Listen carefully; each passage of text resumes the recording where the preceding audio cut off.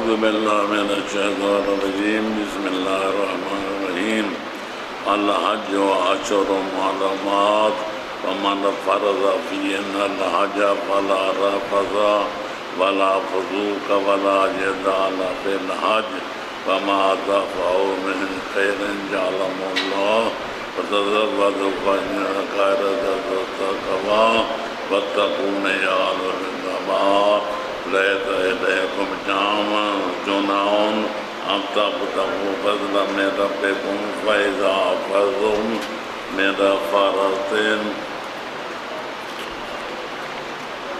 فاذكروا الله عند المشعر الحرام واذكروا لعلكم كما هداكم وأنتم كنتم من قبل الضالين صدق اللہ العلی العظیم۔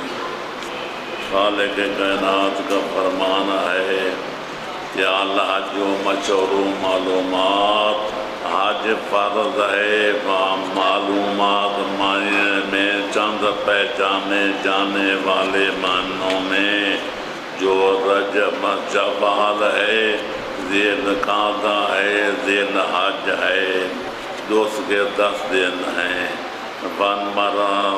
فمن فرض فیہا رجا فرض جو ہے حج بیت اللہ ادا کرنا، اس کو اشغال کرنا چاہیے۔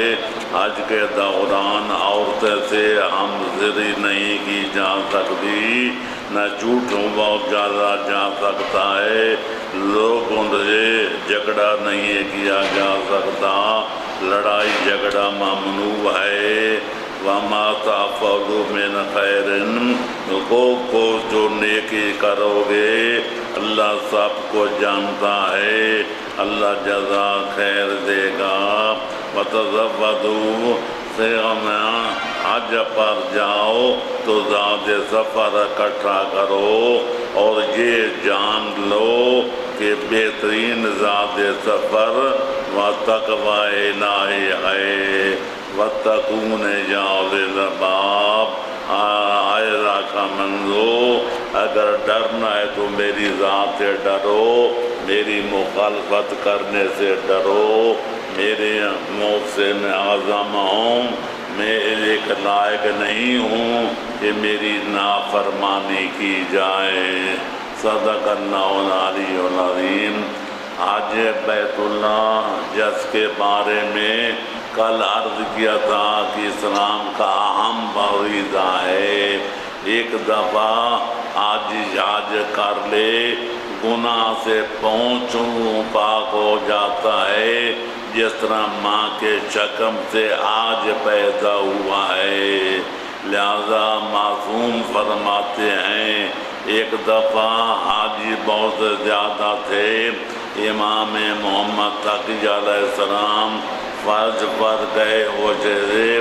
یہ امام محمد باقر علیہ السلام کا واقعہ ہے کہ راوی کہتے ہیں مولا مقصر الحاجی، مولا صاحب حاجی بہت زیادہ ہیں، فرمایا چور و شور زیادہ ہے، حاجی بہت کم ہیں۔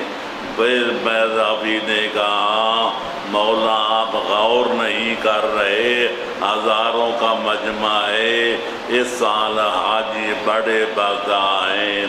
امام نے فرمایا میں بھی سوچ سمجھ کے کہہ رہا ہوں، حاجی تھوڑے ہیں، چور زیادہ ہے۔ امام نے جب دیکھا تو اس کی سمجھ میں آئے نہیں رہی، فرمایا 2 انگلیوں کے درمیان دیکھ جلا کے تو دیکھا تو کامنے لگا، ڈر لگا، کفیز مارا اب حاجی کتنے نظر آتی ہیں؟ فرمایا کچھ بندر ہیں، کچھ سور ہیں، کچھ بھیڑیاں ہیں، کچھ چاواں آدمی نظر آتے ہیں۔ فرمایا میں اس لیے کہتا تھا کہ حاجی بہت تھوڑے ہیں، چور زیادہ ہے، کسی کی نیت فاسد ہے، کسی کی مال خراب ہے، کسی کے یہاں ارادہ حاجت ہے وہ صحیح نہیں ہے، کس کی ارکان صحیح نہیں ہیں، لہذا حج اس بندے کا ہے جو مال پاک رکھتا ہو، نیت صادق ہو، اللہ کی خوشنودی کے لیے، حضرت ابراہیم کی سنت پر عمل کرنے کے لیے، گناہ بخشوانے کے لیے، جنت کا حقدار بنانے کے لیے حج کرے۔ لہذا میں نے کہا حاجی تھوڑے ہیں، چور زیادہ ہے۔ اللہ کرے ہمارے جو ہیں اعمال و افعال خالصاً لوجہ اللہ ہوں، لوگوں کو دکھانے کے لیے نہ ہوں، لوگ یہ نہیں کہیں کہ فلانا حاجی صاحب ہے، فلانا زوار صاحب ہے، فلانا نوازی ہے، لوگ کہیں یا نہ کہیں، اللہ تو دیکھ رہا ہے۔ اللہ کے لیے کام کرنا چاہیے جس کو قصد قربت کہتے ہیں۔ میں نماز پڑھتا ہوں تو قربت اللہ، حج بیت اللہ ادا کرتا ہوں تو اللہ کی خوشنودی کے لیے، زکوٰۃ و خمس ادا کرتا ہوں تو اللہ راضی ہو جائے۔ لہذا اللہ کی خوشنودی مد نظر رکھنی چاہیے۔ لوگ برا کہیں یا نیک کہیں، لوگوں کے کہنے سے کچھ نہیں بنتا۔ اللہ کرے ہمارے عمل صحیح ہوں، نیت صحیح ہو، زیر بیڑا پار ہو جائے گا۔ لہذا حج کی 3 قسمیں ہیں۔ ایک آدمی وہ ہے جو حرم کعبہ کے قریب رہتا ہے، 48 میل کے اندر رہتا ہے، اس کا فریضہ حج قران ہے یا حج افراد ہے۔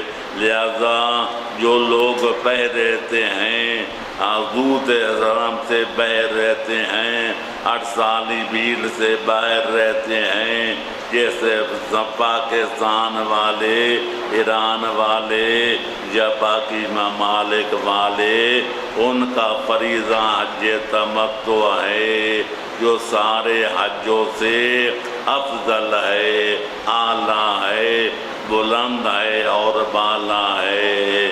لہذا جو لوگ حج تمتع کرتے ہیں وہ پورا پہلے بجا لاتے ہیں، اس کو عمر تمتع کہا جاتا ہے۔ اس کے بعد حج بیت اللہ بجا لاتے ہیں، ان کو حج بیت اللہ کہا جاتا ہے۔ لیکن جو 48 میل کے اندر رہتے ہیں، قربانی ساتھ لے کر جائیں، اس کو حج قران کہتے ہیں۔ قربانی ساتھ لے جائیں، اس کو حج افراد کہتے ہیں۔ افضل ترین حج وہ ہے جو دور والے کرتے ہیں، جس کو حج تمتع کہا جاتا ہے۔ لہذا یہ ہر مہینے میں، سال میں 3 مہینے ہیں جن میں حج بیت اللہ کیا جاتا ہے۔ آج رجب ہے، رجب نہیں شوال ہے، شوال میں احرام حج باندھ سکتے ہیں، اس کے بعد عمر تمتع کر کے کھول سکتے ہیں۔ جب ذی الحجہ کا چاند ثابت ہو جائے، باقی اعمال اس وقت حج تمتع کیا جائے گا، یا شوال میں یا ذی القعدہ میں حج تمتع کیا، عمرہ کیا جا سکتا ہے، لیکن حج مکمل 10 دنوں میں ہو جائے، جو حج الروز اللہ کے 10 دن ہیں۔ لہذا جو حج کرنا چاہے، فرماتا ہے واجب میں محرمات ہیں، ہر سے حج کے احرام باندھے کے بعد بین بیوی کے تعلق حرام ہو جاتے ہیں۔ جب تک طواف النساء نہ کیا جائے اس وقت بیویاں شوہراں پر حلال نہیں ہوتی۔ اس دوران نقد نکاح نہیں پڑھا جا سکتا، زن و شوہر کے تعلقات قائم نہیں کیا جا سکتے۔ جھوٹ بولنا ویسے بھی حرام ہے، لیکن اگر حج کے دنوں میں جھوٹ بولا جائے، جھوٹی قسم کھائے جائے، حج بیت اللہ ضائع ہو جاتا ہے، باطل ہو جاتا ہے۔ لہذا لڑا جھگڑا اسلام صلح کا نئی دین ہے، سلامتی کا دین ہے، اسلامی تعلیمات کا خلاصہ جیو اور جینے دو کا دین ہے۔ لہذا لڑائی جھگڑا کرنا جامع حج میں حرام ہے۔ لہذا لڑائی جھگڑا کرنا شریفوں کا کام نہیں ہے، یہ کمینوں کا کام ہے، رذیلوں کا کام ہے، اوباشوں کا کام ہے۔ جو شریف آدمی ہوتے ہیں لڑتے ہیں، گالیاں دیتے ہیں، گالیاں کھاتے ہیں، ہر آدمی کے ساتھ اچھا سلوک کرتے ہیں، عزت کرتے ہیں، عزت کراتے ہیں۔ لہذا حج بیت اللہ ادا کیا جائے تو آداب کے خیال رکھنا پڑتا ہے۔ روایتوں میں ہے کہ یمن والے لوگ حج بیت اللہ ادا کرنے کے لیے آتے تھے، زیادہ سفر نہیں لاتے تھے۔ وہ کہتے تھے اللہ کے حج کرنے کے لیے جا رہے ہیں، اللہ روٹی ٹکر کا انتظام کرے گا۔ خالق اکبر فرماتا ہے زیادہ سفر لے کر جاؤ تاکہ روٹی میں نہ کھانے میں، رہائش رکھنے میں تکلیف نہ ہو، آدمی ذلیل نہ ہو اور رذیل نہ ہو۔ لہذا آدمی کو حکم دیا گیا کہ سفر کی مسافت کو دیکھو، جتنا زیادہ ہے یا خرچات ہو جائیں گے اتنے پیسے لے کر چلنا چاہیے، تاکہ راستے میں ایسا نہ ہو کہ پیسے ختم ہو جائیں، لوگوں سے ادوار مانگنا پڑے یا سوال کرنا پڑے۔ عقل مندی یہ ہے، دانش مندی یہ ہے کہ سفر کا اندازہ لگا کے اخراجات کا انتظام کر کے سفر کرنا چاہیے۔ لہذا معلوم ہوا زیارت پیار جانا ہو تو ظاہر پہلے پوچھتا ہے کتنا سفر ہے، کتنے اخراجات ہوں گے۔ حج پر جانا چاہتا ہے وہ معلومات کرتا ہے کتنا سفر ہے، کتنے دن خرچ ہوں گے، کتنا خرچ لے جانا چاہیے۔ انگلینڈ جاتا ہے اور امریکہ جاتا ہے، سفر کی مسافت کے مطابق اخراجات لے کر جاتا ہے۔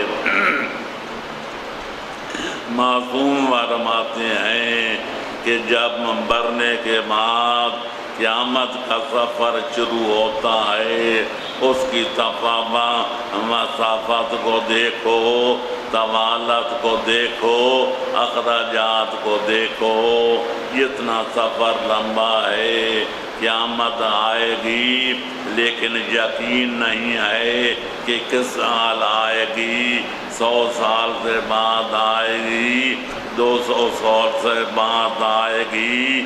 اتنا سفر زیادہ سفر لے کر جاؤ کہ آباؤں تغفیر نہ ہو۔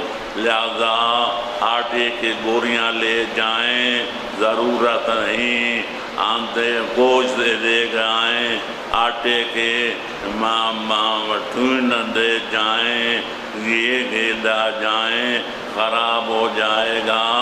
فرمایا اگر آپ فرض سفر کے لیے زاد سفر لے جانا چاہتا ہو تو تقوی سے بہتر کوئی زاد سفر نہیں ہے۔ تقوی کیا ہے؟ واجبات شریعت پر عمل کیا جائے، حرام کاموں سے دامن کو بچایا جائے۔ جتنا سفر طویل ہو انشاءاللہ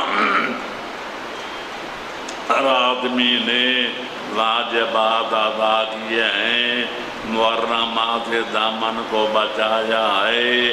یہ ایسا زاد سفر ہے، سفر دوران بھی کام آئے گا، قیامت والے دن بھی آئے گا، اس وقت تک کام آئے گا جب تک آدمی کو جنت الفردوس میں پہنچا نہیں لے گا۔ لہذا تقوی پر زور دیا گیا ہے۔ ہم امام المتقین کے ماننے والے ہیں، علی ولی کا غلام بننے کے لیے تقوی ضروری ہے۔ تقوی کے درجے ہیں، عوام کا تقوی اور ہے، خواص کا تقوی اور ہے، علماء اعلام کا تقوی اور ہے، ائمہ طاہرین کا تقوی اور ہے۔ جو عوام کا تقوی ہے اس کے بارے میں معصوم فرماتے ہیں یہ واجبات کو گن لو، محرمات کو شمار کر لو۔ ادنی درجے کا متقی وہ ہے جو واجبات ارتکاب نہ کرے، محرمات کا ارتکاب نہ کرے۔ نماز واجب ہے تو پڑھتا ہوا نظر آئے، ماہ رمضان کا روزہ واجب ہے تو رکھتا ہوا نظر آئے، حج بیت اللہ واجب ہے تو ادا کرتا ہوا نظر آئے، جہاد فی سبیل اللہ کافروں سے لڑنا واجب ہے، ہاں کافر حملہ کر دیں دفاع کرنا واجب ہے تو فرار اختیار کرتا ہوا نظر نہ آئے۔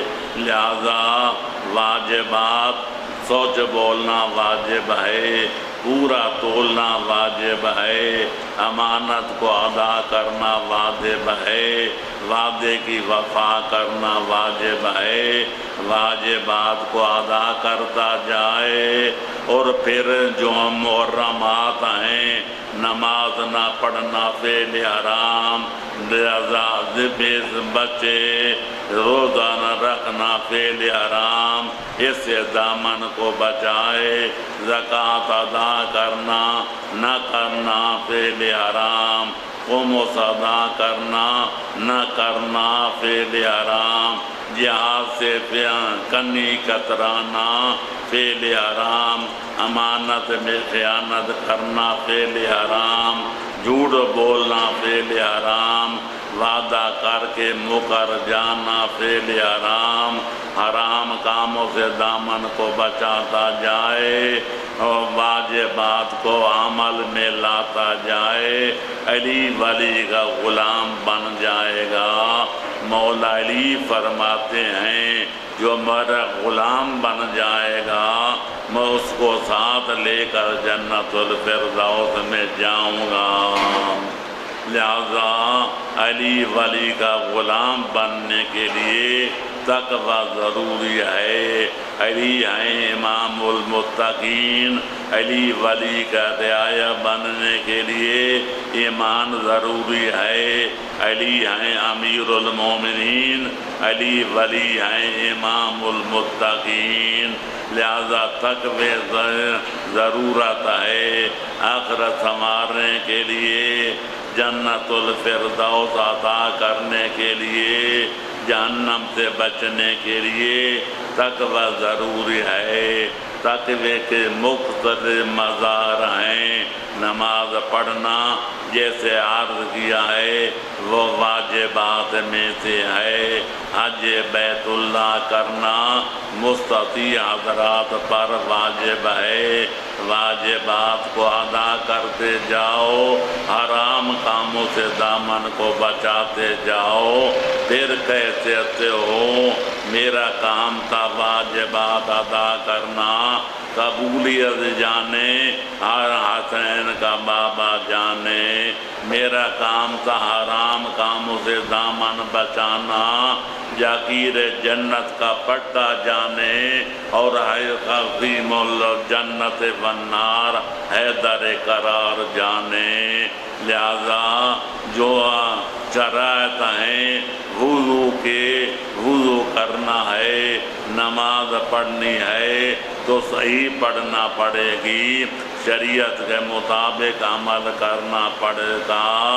اگر واجبات کو ادا کریں گے، حرام کاموں سے دامن کو بچائیں گے، جو جنت الفردوس میں جائیں گے، مزے اڑائیں گے، ہر چیز نعمت، ہر چیز نعمت خدا بندی موجود پائیں گے۔ اگر حرام کام کریں گے جہنم میں جائیں گے، واجبات ادا نہیں کریں گے جہنم میں جائیں گے۔ جتنا جنت کی نعمتوں کا کوئی اندازہ نہیں کر سکتا، جہنم کے عذاب و عقاب کا بھی دمندہ کوئی اندازہ نہیں کر سکتا۔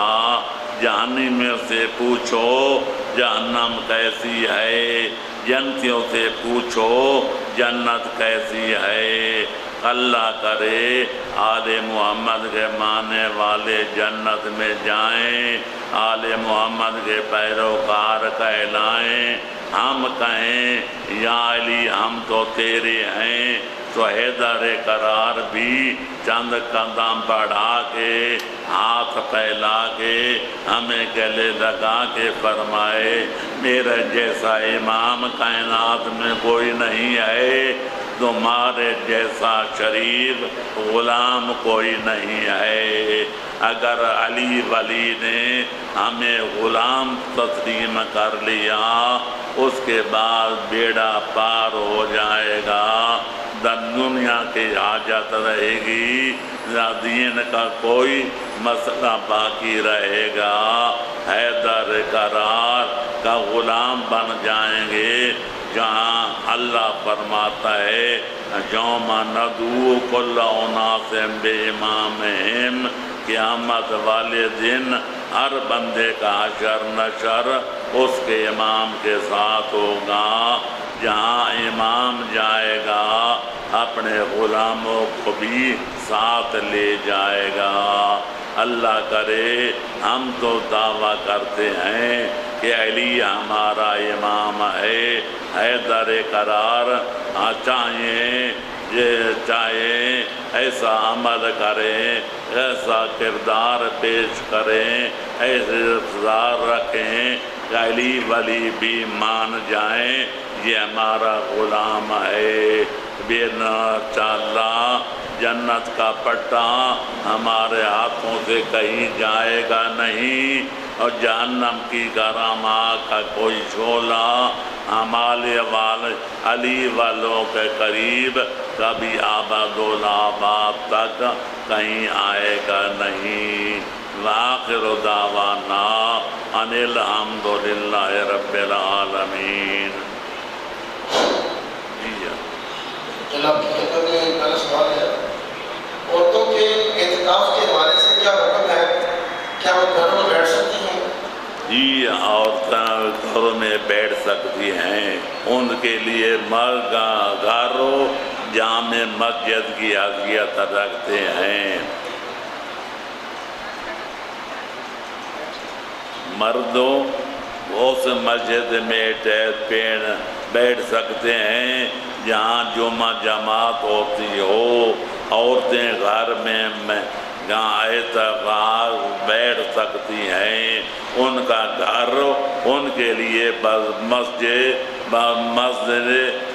منزلہ مسجد کے ہے، لہذا گھر میں نماز پڑھیں گی اتنا ثواب ملے گا جتنا مردوں کو مسجد میں پڑھنے کا ثواب ملتا ہے۔ لہذا اعتکاف بیٹھنا چاہیں تو گھر میں بیٹھ سکتی ہیں۔ جی جو سوال ہے کہ کیا خاتون اپنے شرابی شوہر سے اس بنا پر خلا کا مطالبہ کر سکتی ہیں؟ ہاں جائز ہے، ویسے اس کو کہنا چاہیے، امر بالمعروف کرنا چاہیے، چور کو بتانا چاہیے فعل حرام ہے، حرام کام ہے، حرام کام کرنے والا علی ولی کا غلام نہیں ہو سکتا، تو میرا سردار کیسے ہو سکتا ہے؟ اگر نہ روکے تو طلاق کا دعویٰ کر کے طلاق لے سکتی ہے۔ فاسق ہے، فاجر ہے، خدا کی حرمت میں حرمت کرنے والا ہے، لہذا ایسے شوہر سے گرو خلاص کرانا جائز ہے۔ سوال ہے کہ ایک شخص اگر سال میں تقریباً 8 سے 9 مرتبہ مقامات مقدسہ کی زیارت کے لیے جائے، لیکن ہر مقام پر اس کا قیام 10 روز سے کم ہو، کیا وہ شخص شرعی طور پر قصیر السفر ہے؟ اس کی نماز قصر ہوگی یا کامل؟ اس طرح ہوتے ہیں قافلہ سالار، ان کا پیشہ سفر ہے، یہ ذرا ذاکر ہوتے ہیں، مولوی مجلس سے پڑھنے والے ہوتے ہیں، تاجر آتے تاجر ہوتے ہیں، ضرورت سے خریدا مال، جنگ میں جو بیچا، جنگ میں خریدا، ملتان میں بیچا، ملتان سے خریدا، لاہور میں بیچا، چلتا پھرتا جو ہے تاجر، وہ بھی کثیر و سفر ہوتا ہے، مولوی مجلس سے پڑھنے والا کثیر و سفر ہوتا ہے، جو زیارت کے قافلے لے جاتا ہے وہ بھی کثیر و سفر ہے، نماز بھی پورے کا پڑھے گا اور روزے بھی سفر میں رکھے گا، اس کے لیے سفر نہیں ہے۔ لہٰذا عام زوار جب جاتے ہیں، جب تک 10 دن کے قیام کا قصر نہ ہو اس وقت تک نماز قصر پڑھیں گے۔ 4 مقامات ایسے ہیں جہاں سفر میں 10 دن کے قیام کا ارادہ نہ کیا جائے تو بھی مسافر کو حق پہنچتا ہے، پوری پڑھے یا قصر پڑھے۔ وہ مسجد نبوی ہے مدینہ پاکہ میں، مسجد الحرام ہے مکہ مکرمہ میں، مسجد کوفہ ہے عراق میں، حسینی ہے، امام حسین علیہ السلام کی قبر مبارک کے قریب، یا 4 مقام ایسے ہیں جس سے نکاح کیسے کیا جائے نہ کیا جائے۔ ان 4 مقامات پر سفر و حق پہنچتا ہے، دل چاہے تو قصر پڑھے، دل چاہے تو پوری پڑھے۔ باقی مقامات مقدسہ پر جب تک 10 دن کے قیام کیا ارادہ نہیں کرے گا، نماز بھی پوری قصر پڑے گا اور روزہ بھی نہیں رکھ سکے گا۔ جی سوال ہے کہ ایک مرد بیرون ملک نوکری کرنے کی صورت میں اپنی بیگم سے کتنا عرصہ دور رہ سکتا ہے؟ کیا شریعت میں اس کی کوئی حد مقرر ہے؟ 4 مہینے میں 1 دفعہ مقاربت کرنا واجب ہے۔ اگر بیوی راضی ہو جائے کہ 4 سال تک بھی رہ سکتا ہے، 4 مہینے تک بھی رہ سکتا ہے، بیوی راضی نہ ہو، اس کا حق ہے کہ شوہر اس کے ساتھ 4 مہینے میں 1 بار مقاربت کرے۔ لہذا دور رہنے والے بھی کہیں کر سکتے ہیں، نزدیک رہنے والے بھی اللہ کی نافرمانی کرنا چاہیں تو کر سکتے ہیں۔ دور والوں پر واجب ہے کہ اپنی بیک بات کو راضی کریں، ان کو حق معاف کر دیں، تب ان کے لیے جائز ہے سفر کرنا اور صبح سفر میں قیام کرنا، ورنہ واجب کے تارک سمجھ جائیں گے اور فاسق فاجر بن جائیں گے۔ بیوی کو راضی کرنے تو بھیڑ پاڑ رہے۔ میرا سوال ہے کیا ٹی وی پر ڈرامہ دیکھنا بے پردگی ہے؟ کیا ویڈیو کے اندر مہابھارت کو دیکھا جا سکتا ہے؟ تصویر کا حکم اور ہے، اصل مرد کا دیکھنا۔ ٹی وی پر عورتوں کی تصویر ہوتی ہے، مردوں کی صورت ہوتی ہے، اصل مرد نہیں ہوتے، لہذا تصویر کا دیکھنا جائز ہے۔ مرد عورت کی تصویر دیکھ سکتا ہے، عورت مرد کی تصویر دیکھ سکتی ہیں، لیکن پردہ واجب ہے اصل زندہ آدمیوں سے۔ عورت کے محرم نامحرم مرد سے کردہ واجب ہے، اور مرد کا نامحرم عورت سے پردہ کرنا واجب ہے۔ جس کے نکاح ہو سکتا ہے وہ نامحرم ہے، جس سے نکاح نہیں ہو سکتا جیسے بھائی، ماموں، چاچا وغیرہ، اس کے ساتھ پردہ کرنا واجب نہیں ہے۔ جی میرا سوال ہے کہ کیا عورتوں کو مرد جماعت کرا سکتا ہے یا مردوں کو عورت جماعت کرا سکتی ہے؟ طلاق؟ جماعت ہاں، عورتوں کو کرا سکتی ہے، مردوں کو نہیں کرا سکتی۔ مرد عورتوں کو بھی کرا سکتا ہے، جماعت سے ساتھ مردوں کو بھی پڑھا سکتا ہے۔ مرد عورتیں سارے شامل ہو جائیں تو شرط یہ ہے کہ عورت پردے کے اندر ہو، دائیں طرف ہو یا بائیں طرف ہو، پردہ ضروری ہے، یا 10 سال تک فاصلہ ضروری ہے، لیکن 10 سال کا فاصلہ ہو جائے جماعت باطل ہو جاتی ہے۔ عورتیں مردوں کے پیچھے کھڑی ہوں جو بھی جائز ہے، عورتیں آگے ہوں تو پردہ ضروری ہے، یا 10 ہاتھ کا فاصلہ ضروری ہے۔ عورتیں مردوں کو نماز نہیں پڑھا سکتی ہے تو عورتوں کو پڑھا سکتی ہے، مرد عورتوں کو بھی پڑھا سکتا ہے، مردوں کو بھی پڑھا سکتا ہے۔ جی سوال ہے کہ کیا نماز شکرانہ نوافل کے اندر اور نماز مغفرت والدین کے اندر کیا دعائے قنوت پڑھنا ضروری ہے؟ ہاں، واجبی نماز میں بھی ضرورت نہیں ہے، قنوت پڑھنا سنت ہے، واجب نہیں ہے۔ لہذا اگر سنت پر عمل کرنا ہے، والدین کی نماز پڑھنا سنت ہے، معصومین کے لیے نماز مغفرت پڑھنا، درجات کی بلندی کے لیے پڑھنا سنت ہے، تو سنت میں سنت کام کے کرنا چاہیے۔ اگر نہ قنوت پڑھے تو نماز ہو جاتی ہے۔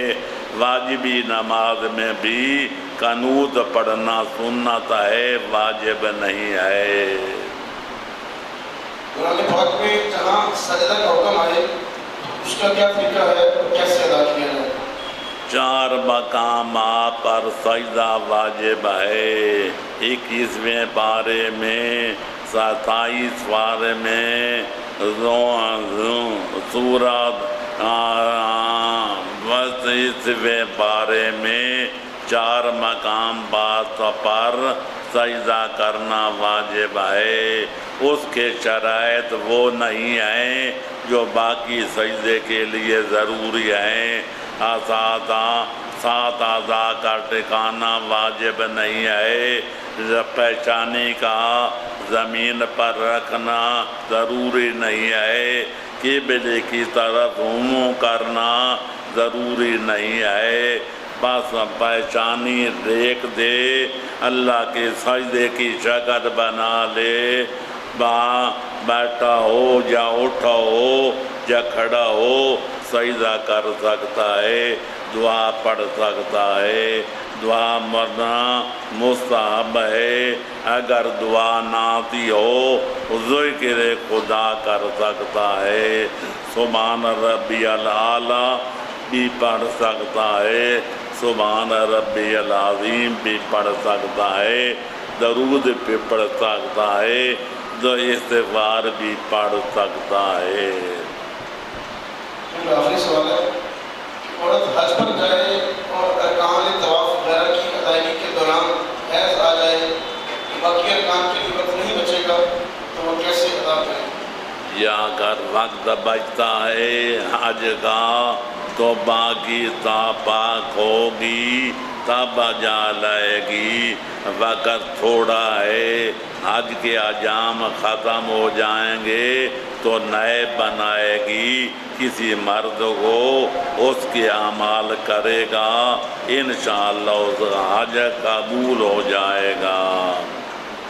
یہ مکان بنایا ہے اس کا خمس نہیں ہے، روٹیاں کھائی ہیں، غذائیں کھائی ہے، اس کا خمس نہیں ہے، کپڑا استعمال کیا ہے اس کا خمس نہیں ہے، جو بنیادی ضروریات زندگی ہیں، روٹی کپڑا اور مکان، ان کا خمس نہیں ہے، جو زائد چیزیں ہیں، سونا ہے، چاندی ہے، پنکھے ہیں، بیوی ہے وغیرہ وغیرہ، ساز و سامان ہے، قیمت خرید لگانا پڑے گی، سستے وقت میں لیا ہے، سستے قیمت لگانا پڑے گی، مہنگے دور میں لیا ہے تو قیمت مہنگی لگانا پڑے گی، اس کا خمس ادا کر دیا جائے، چیزیں پاک ہو جائیں گی۔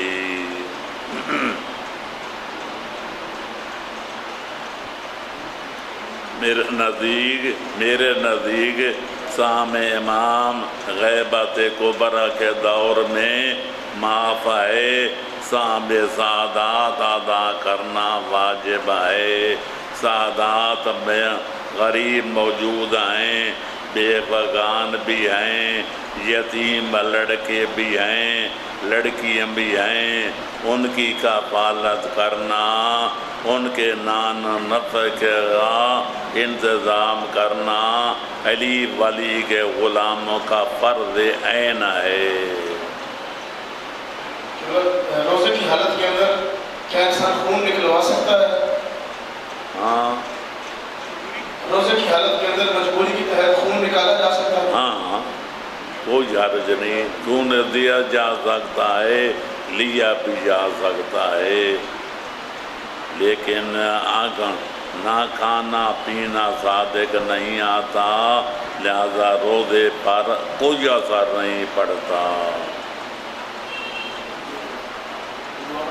وآخر دعوانا ان الحمدللہ رب العالمین۔ ایک دفعہ سورہ فاتحہ اور 3 بار قل هو اللہ کی تلاوت کر کے اپنے مرحومین، مرحومات اور جنابان یعنی مجالس کے درس کے بانیان کے مرحومین و مرحومات کو بھی شامل کر لیں۔ بسم اللہ الرحمن الرحیم، الحمدللہ رب العالمین، الرحمن الرحیم، مالک یوم الدین، ایاک نعبد و ایاک نستعین، اہدنا الصراط المستقیم، صراط الذین انعمت علیہم غیر المغضوب علیہم ولا الضالین۔ بسم اللہ الرحمن الرحیم، قل هو اللہ احد اللہ الصمد لم یلد ولم یولد ولم یکن له کفوا احد۔ بسم اللہ الرحمن الرحیم، قل هو اللہ احد اللہ الصمد لم يلد ولم يولد ولم يكن له كفوا أحد بسم الله الرحمن الرحيم قل هو الله أحد الله الصمد لم يلد ولم يولد ولم يكن له كفوا أحد یا اللہ ان زونوں کا ثواب جو عرض کیا گیا ہے اس کار خیر کا ثواب بانیان کرام کے مرحومین و مرحومات کی روحوں کو پہنچا سبا سامعین کرام جو حاضر ہیں ان کے مرحومین و مرحومات کی روحوں کو پہنچا آل محمد کے جوار پر انوار میں مقام بلند و بالا عطا فرما ہمیں ماہ رمضان کے احترام کرنے کی سعادت عطا فرما روزہ رکھنے کی اللہ کی عبادت کرنے کی توبہ و انابہ کرنے کی توفیق خیر عطا فرما تاکہ ماہ رمضان ختم ہونے سے پہلے ہمارے گناہ ختم ہو جائیں جنت کے حقدار بن جائیں جہنم سے گل خلاصی کرانے کے سزاوار بن جائیں یا اللہ ہماری سب سے بڑی دعا ہے ہمیں آل محمد کا غلام بننے کی طاقت عطا فرما ہمارے امام بھی تسلیم کر دیں ہم ان کے غلام ہیں انشاءاللہ بیڑا پار ہو جائے گا آخری زمانے کے فتنوں سے بچا ہمارا خاتمہ ایمان پر فرما حشر نشر چاردہ معصومین کے سچے غلاموں کے زمرے میں فرما امام زمانہ کے ظہور میں تاجیل فرما جو مومنین مومنات بیمار ہیں ان کو لباس صحت عطا فرما جو مقروض ہیں ان کے قرض ادا فرما جو پریشان حال ہیں ان کی پریشانیاں دور فرما جو ہمارے آدمی مر گئے ہیں ان کا حشر نشر آل محمد علیہ السلام کے ساتھ فرما ربنا آتنا فی الدنیا حسنۃ وفی الآخرۃ حسنۃ وقنا عذاب النار بجاہ النبی وآل بیتہ الاطہار اللہم صلی علی محمد وآل محمد